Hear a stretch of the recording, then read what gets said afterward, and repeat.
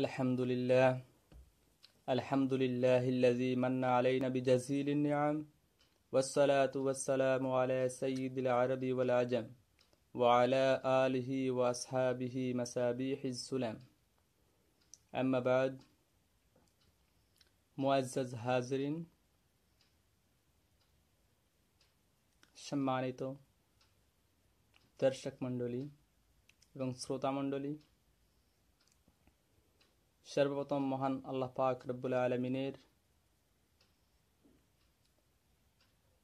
অগণিত প্রশংসা,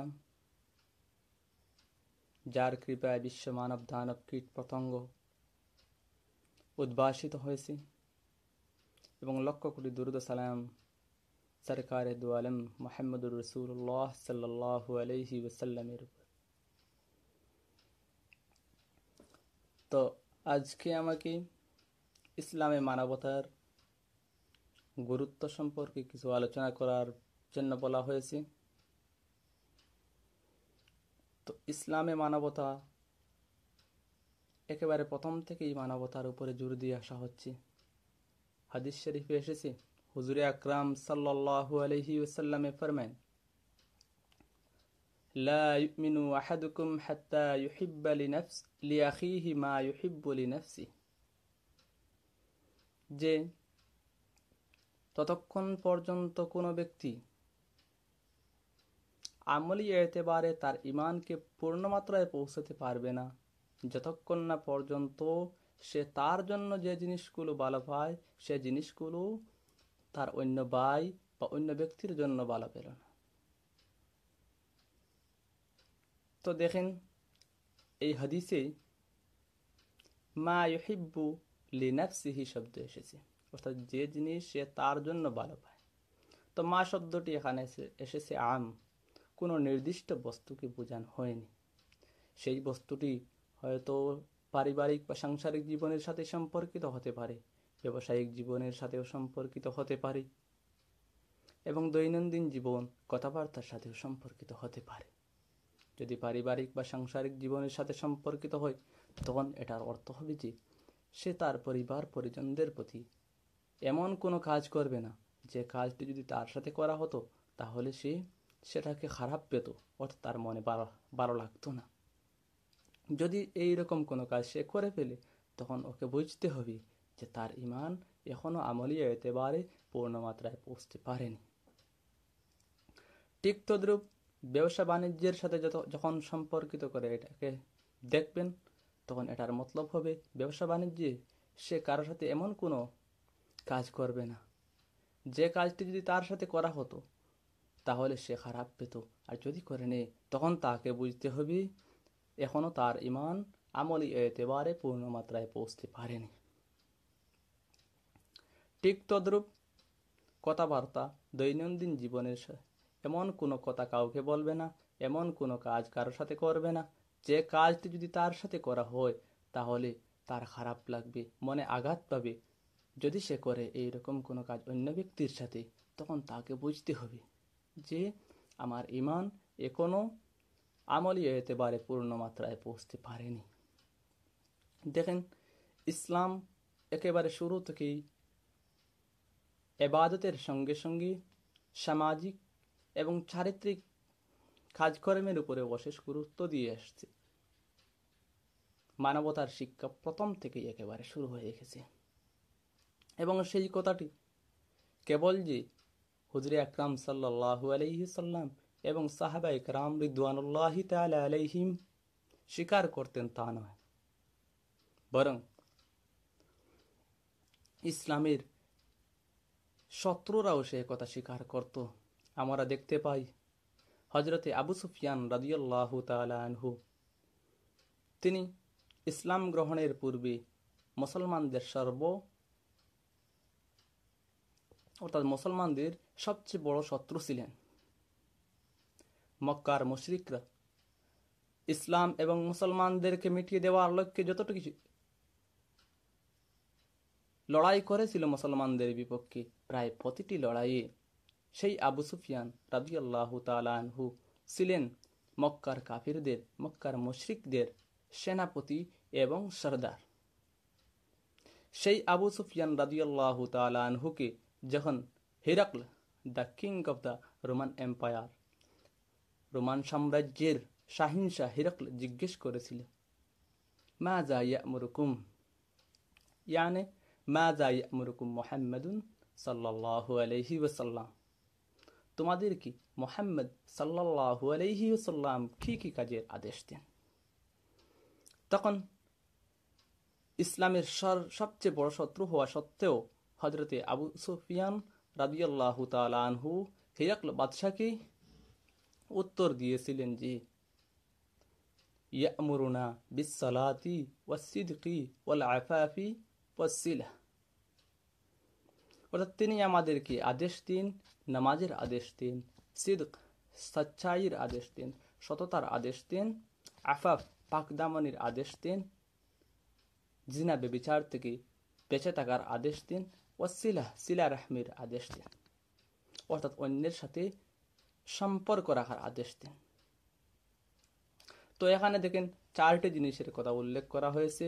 1 নম্বর সালাত অর্থাৎ নামাজ, 2 নম্বরে এসেছে সিদক অর্থাৎ সচ্চাই, 3 নম্বরে এসেছে আফাফ পাকদামনি, 4 নম্বরে এসেছে সিলা রাহমি। তো এই চারটি থেকে প্রথমটি হলো ইবাদত, ডাইরেক্টলি ইবাদত হলো নামাজ, এবং বাকি যে তিনটি এসেছে সচ্চাই অর্থাৎ সততা, পাকদামনি এবং সিলাহ রাহমি, এই তিনটি হলো সামাজিক এবং চারিত্রিক কাজে সম্পর্কিত। তো এই চারটি যে কথাগুলো বলেছেন, এটা কে বলেছেন? আবু সুফিয়ান রাদিয়াল্লাহু তাআলা আনহু বলেছেন, অর্থাৎ সারমর্ম হিসাবে এই চারটি জিনিসের উল্লেখ করেছেন। আর তিনি ওই সময় বলেছেন যে সময় তিনি ছিলেন ইসলামের সবচেয়ে বড় শত্রু। তো তিনি মুলখ্খস সারমর্ম হিসাবে এই চারটি জিনিসকে উল্লেখ করেছেন। এটা দ্বারা বোঝা যায় যে ইসলাম প্রথম থেকেই সামাজিক এবং চারিত্রিক কাজগুলোর উপরেও জোর দিয়ে আসছিল। তো নামাজের পরে এখানে তিনটি কথা উল্লেখ করা হয়েছে, যে তিনটার সম্পর্ক হলো চরিত্র এবং সমাজের সাথে। এই তিনটা থেকে একটা হলো কি? সিদক, সচ্চাই। যখন কোনো মানুষ সততার সাথে থাকবে, সে কারোর সাথে কোনো ধরনের মিথ্যা ব্যবহার করবে না, মিথ্যা কথা বলবে না, তখন তার কাছ থেকে অনেক ক্ষেত্রেই মানুষ নিরাপদ থাকবে। কেননা এই মিথ্যা দ্বারাই মানুষ কি করে? একে অন্যকে ধোঁকা দেয়। আর এই যে সত্য কথা বলবে, এই সত্য কথা সিদকের তাফসীর অন্য হাদিসে এসেছে। তো অন্য হাদিসে হুজুরে আকরাম সাল্লাল্লাহু আলাইহি ওয়াসাল্লাম ইরশাদ ফরমায়, ইন্নাস সিদকা ইয়াহদি ইলাল বির, যে সত্য কথা নেক কাজের দিকে হেদায়েত করে, নেকির দিকে সত্য কথা হেদায়েত করে। ওয়াল বিররু ইয়াহদি ইলাল জান্নাহ, এবং নেকি কি করে? জান্নাতের দিকে হেদায়েত করে, বেহেশতের দিকে হেদায়েত করে। ওয়া ইন্নার রাজুলা লা ইয়াসদুকু হাত্তা ইউকতাবা সিদ্দীকান, হুজুর আকরাম সাল্লাল্লাহু আলাইহি ওয়াসাল্লামে ফরমায় যে কোন মানুষ সত্য কথা বলতে বলতে একসময় কি হয়ে যায়? সত্যবাদীতে পরিণত হয়ে যায়। তার উল্টা কিযব অর্থাৎ ঝুট সম্পর্কে হুজুর আকরাম সাল্লাল্লাহু আলাইহি ওয়াসাল্লামে ফরমায়, মুসলিম শরীফের হাদিসে এসেছে, ইন্নাল কিযবা ইয়াহদি ইলাল ফুজুর, মিথ্যা কথা মানুষকে ফুজুর অর্থাৎ নাফরমানি এবং খারাপ কাজের দিকে অগ্রসর করে। ওয়া ইন্নাল ফুজুরা ইয়াহদি ইলান নার, এবং নাফরমানি কাজগুলো কি করে? জাহান্নামের দিকে মানুষকে অগ্রসর করে, পরিচালিত করে। ওয়া ইন্নার রাজুলা লা ইয়াকযিবু হাত্তা ইউকতাবা কাযযাবান, এবং মানুষ মিথ্যা কথা বলতে বলতে এক পর্যায়ে সে এমন স্থানে পৌঁছে যায় যে তাকে মিথ্যাবাদী হিসাবে লেখা হয়ে যায়, অর্থাৎ তার নাম মিথ্যাবাদীদের লিস্টে লিপিবদ্ধ করা হয়ে যায়। তো এখানে দেখেন সত্য কথা বলার উপরে কতটুকু জোর দেওয়া হয়েছে, যে সত্য কথা বললে মানুষ কি হয়? জান্নাতের দিকে হেদায়েত প্রাপ্ত হয়। তো সত্য কথা যখন বলতে পারবে মানুষ, সবসময় সত্য কথা বলবে। যদি মানুষ সত্য কথা বলে নেয় তাহলে ধোঁকা দিবে না, মানুষকে মিথ্যা প্রতিশ্রুতি দিবে না। মানুষ কি মিথ্যা প্রতিশ্রুতি যখন দিবে না, তখন সমাজের মধ্যে বিশৃঙ্খলা কম হবে, মানবতা আম হয়ে যাবে। বিভিন্ন জায়গায় মানুষ মানুষ কি করবে, মানুষ মানুষকে সম্মান করবে, মানুষ মানুষকে কোনো ধরনের ধোঁকা দিবে না। সঙ্গে সঙ্গে সত্যতার সঙ্গে যখন সত্যতা হয়ে যাবে তখন কি করবে, মানুষ মিথ্যা কথাগুলোকেও ছেড়ে দিবে। আর মিথ্যা কথাগুলোকে ছেড়ে দিলে একদিকে তার কি হলো, পৃথিবীতে তার কাছ থেকে মানুষ নিরাপদ থাকলো, অন্যদিকে সে যখন সত্যবাদী হলো তার সত্যতা তাকে কি করলো, জান্নাতের দিকে রাহনামাই করলো। সুবহানাল্লাহ। তো আমাদের কি সত্য কথা বলতে হবে। আর এই যে সত্য কথাগুলা যদিও ডাইরেক্টলি এগুলো ইবাদত নয়, কিন্তু ইনডাইরেক্টলি এগুলো ইবাদত। যখন আপনি নিয়ত করে নেবেন তখন এটা আপনার ইবাদত হয়ে যাবে, আর ইবাদতের তো সওয়াব হবেই। হুজুর আকরাম সাল্লাল্লাহু আলাইহি ওয়াসাল্লামের ইরশাদ, ইন্নামাল আমালু বিন্নিয়াত, নিয়ত আমলের দারোমদার নিয়তের উপরে, অর্থাৎ আমলের ভিত্তি হলো নিয়তের উপরে। এই হাদিসের তাফসীর করতে গিয়ে ইমাম আবু হানিফা রাহমাতুল্লাহি তাআলা আলাইহি ইরশাদ করেছেন যে ইন্নামা তুসাবুল আমাল বিন্নিয়াত বা ইন্নামাল আমালু তুসাবু বিন্নিয়াত, যে আমলের সওয়াব দেওয়া হয় নিয়তের উপর ভিত্তি করে। অর্থাৎ আপনি যখন একটি আমল করবেন এবং সেটিতে ইবাদতের নিয়ত করে নেবেন, তখন আপনার সেই আমলটি ইবাদতে রূপান্তরিত হয়ে যাবে।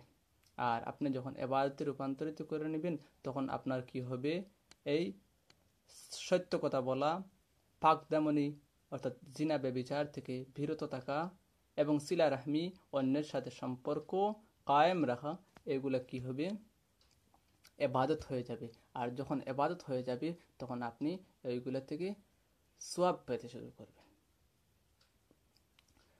তো এই চারটি জিনিস থেকে তিনটা জিনিসের কথা প্রথমে আমি বললাম। নমাজের কথা, নমাজ তো এটা এখানে এসেছে ইবাদতের মধ্যে থেকে। আর বাকি তিনটা কি হলো, আখলাকি জিন্দেগি অর্থাৎ চারিত্রিক জিন্দেগি এবং সামাজিক জিন্দেগির সাথে সম্পর্কিত। তো ইবাদতের সাথে সাথে কি করতে হবে, সামাজিক এবং চারিত্রিক দিকগুলোতেও লক্ষ্য রাখতে হবে, এই কাজগুলো সম্পাদন করতে হবে। এই কাজগুলো যদি ঠিকমতো সম্পাদন করা হয় তাহলে এগুলোতেও রয়েছে বিশেষ সওয়াব। তো সিলা রাহমি অর্থাৎ আপনি কি করবেন, আপনার আত্মীয় যারা আছেন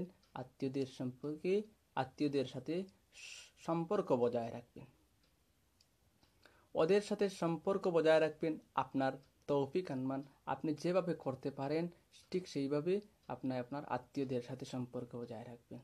দেখেন এই সিলা রাহমিটা খুব আল্লাহর কাছে একটা পছন্দনীয় জিনিস। হুজুর আকরাম সাল্লাল্লাহু আলাইহি ওয়াসাল্লামের কাছে এই গুণটি ছিল খুব বেশি। তো সিলা রাহমির বিষয়ে হাদিস শরীফে এসেছে যে এই সিলা রাহমিকে আল্লাহ পাক রব্বুল আলামিন বলেছেন যে আলা তারদাইনা আন আসিলা মাউ ওয়াসালাকি, হে সিলা রাহমি, তুমি কি এতে খুশি নও যে যে তোমাকে কি করবে, তোমার সাথে সম্পর্ক রাখবে, আমিও তার সাথে সম্পর্ক রাখবো। ও আক্তা মান কাতা কি, যে তোমার সাথে সম্পর্ক রাখবে না আমিও তার সাথে সম্পর্ক রাখবো না। অর্থাৎ যে সিলা রাহমি তার আত্মীয়দের সাথে সম্পর্ক রাখবে না, আমিও কি করব, তার সাথে সম্পর্ক রাখবো না। তো এটা দ্বারা কি বোঝা যায় যে সিলা রাহমি আত্মীয়দের সাথে সম্পর্ক রাখাও অত্যন্ত প্রয়োজনীয়। তো দেখেন, যখন আপনি আপনার আত্মীয়দের সাথে সম্পর্ক রাখলেন, অন্য মানুষদের সাথে সম্পর্ক রাখলেন, কোনো মানুষের সাথে মিথ্যা কথা বললেন না, জিনা ব্যভিচারে আপনি লিপ্ত হলেন না, তখন কি করলেন, আপনি সমাজকে ভালো উপহার দিলেন। অর্থাৎ সমাজকে এমন কোনো কাজ করলেন না সমাজের মধ্যে যে কাজগুলি সমাজে কি হয়, বিশৃঙ্খলা সৃষ্টি হয়। তখন আপনার দ্বারা কি হলো, মানবতার সেবা হলো। অর্থাৎ মানবতার জোর ইসলামের একেবারে প্রথম থেকে দেওয়া হয়েছে। এই কাজগুলো হলো ইসলামের প্রথমার্ধের। তো এই যে শুধু এই কাজগুলো আর নয়, আরও অনেক কাজগুলো দেওয়া আছে যেগুলো দ্বারা মানবতার কথা উল্লেখ পাওয়া যায়। হজরতে বারা রাদিয়াল্লাহু তাআলা আনহুর হাদিসে আছে, প্রায় প্রতিটি হাদিসের কিতাবে এই হাদিস আছে, আনিল বারাই রাদিয়াল্লাহু আনহু আন্নাহু ক্বাল নাহানা রাসূলুল্লাহ আমারানা রাসূলুল্লাহ সাল্লাল্লাহু আলাইহি ওয়াসাল্লাম বিসাবইন ওয়া নাহানা আন সাব', যে আমাদের হযরতে বারা রাদিয়াল্লাহু তাআলা আনহু ইরশাদ করেন, আমাদেরকে রাসূল মকবুল সাল্লাল্লাহু আলাইহি ওয়াসাল্লাম 60টি কাজের আদেশ দিয়েছেন এবং 60টি কাজ থেকে বিরত রেখেছে, বিরত থাকার জন্য আদেশ করেছেন, অর্থাৎ নিষেধ করেছেন 60টি কাজ থেকে। তো সেই 60টি কাজের মধ্যে থেকে একটি হলো আমারানা বি ইত্তেবাইল জানাইজি, অর্থাৎ জানাজাতে শরীক হওয়ার জন্য 1 নম্বর হুকুম। 2 নম্বর হলো ইয়াদাতুল মারিদ, কোনো বিমার আছে অর্থাৎ অসুস্থ ব্যক্তির সেবা শুশ্রূষার জন্য হাজির হওয়া, এটাও কি এই হুকুমগুলোর মধ্যে থেকে একটা। ইজাবাতুদ দাওয়াত, কেউ আপনাকে দাওয়াত দিল, তার দাওয়াতকে গ্রহণ করা, এটাও আপনার হুকুমের মধ্যে আছে এই 60টির। তো দেখেন, দাওয়াত এটা কিন্তু পছন্দনীয় জিনিস। দাওয়াত বিভিন্ন ধরনের দাওয়াত হতে পারে, খাওয়া দাওয়ার দাওয়াত হতে পারে, কোনো সাহায্যের জন্য দাওয়াত হতে পারে। অন্য এক হাদিসে আছে, হুজুর আকরাম সাল্লাল্লাহু আলাইহি ওয়াসাল্লাম ইরশাদ ফরমায়েন, ইযা দুইয়া আহাদুকুম ইলা তাআম ফালইয়াজিব, তোমাদেরকে যখন খাওয়ার জন্য তোমাদের কাউকে যখন খাওয়ার জন্য দাওয়াত দেওয়া হবে, তখন কি করো তোমরা? দাওয়াতকে গ্রহণ করে নাও। ফাইন কানা মুফতিরান ফালিয়াকুল, যদি রোজাদার না হও তাহলে খেয়ে নাও। ওয়াইন কানা সাইমান ফালিয়াদুল, আর যদি রোজাদার হও তাহলে কি করো? তার জন্য দোয়া করো। তো এটাতে কি হয়? মানুষের সাথে সম্পর্ক বাড়ে। নামাজে জানাজায় গেলে সম্পর্ক বাড়ে মানুষের সাথে। আপনি যদি বিমারের কোনো অসুস্থ ব্যক্তিকে দেখতে যান তাহলে কি হয়? আপনার সম্পর্ক বাড়ে, সামাজিক সম্পর্ক বৃদ্ধি পায়। দাওয়াতে গেলে কি হয়? সামাজিক সম্পর্ক বৃদ্ধি পায়। ওয়া নাসরুল মাজলুম, আর আরেকটা আছে কি এই 60টি কাজের মধ্যে, ওয়া নাসরিল মাজলুম, একজন অত্যাচারিত আছে, নিপীড়িত আছে, যাদেরকে অত্যাচার করা হয় তাদেরকে কি করবে? তাদের পাশে দাঁড়াবে, তাদেরকে সাহায্য করবে। ও ইবরারুল মুকসিম, কোনো কোনো হাদিসে ইবরারুল কসম এসেছে, যে কোনো ব্যক্তি একজন কসম খেলো কোনো একটি কাজ করার জন্য, আপনি এতে কোনো ধরনের কি করবেন না, মানে তার কসমটি তুড়ানোর জন্য বা কসমের উল্টা কোনো কিছু করার জন্য আপনি কোনো ধরনের জোর জবরদস্তি করবেন না। ও রদ্দিস সালাম, আরেকটা আছে কি রদ্দিস সালাম, আপনাকে কেউ সালাম দিল, আপনিও কি করবেন? সালামের জবাব দিবেন। ও তাশমিতিল আতিশি, আর কোনো একজনে হাসি দিল, তখন আপনি কি করবেন? হাসির জবাব দিবেন। তো হাসি দেওয়ার পরে সে বলল আলহামদুলিল্লাহ, আপনি জবাবে বলবেন কি? ইয়ারহামুকাল্লাহ। দেখেন, এই হাসি দেওয়ার সময় সায়েন্টিস্টরা বলে থাকেন যে কিছু সময়ের জন্য মানুষের শ্বাসটা বন্ধ হয়ে যায়। যখন তার শ্বাসটা আবার আসে, তখন কি করলো? সে আল্লাহর প্রশংসা করলো, আলহামদুলিল্লাহ। তখন আপনি দোয়া দিলেন তার উপরে, ইয়ারহামুকাল্লাহ, আল্লাহ আপনাকে রহম করুক। আজকে আর দীর্ঘায়িত না করে এখানেই সমাপ্ত করতে যাচ্ছি। ওয়া আখিরু দাওয়ানা আলহামদুলিল্লাহি রাব্বিল আলামিন। আসসালামু আলাইকুম ওয়া রাহমাতুল্লাহি ওয়া বারাকাতুহু।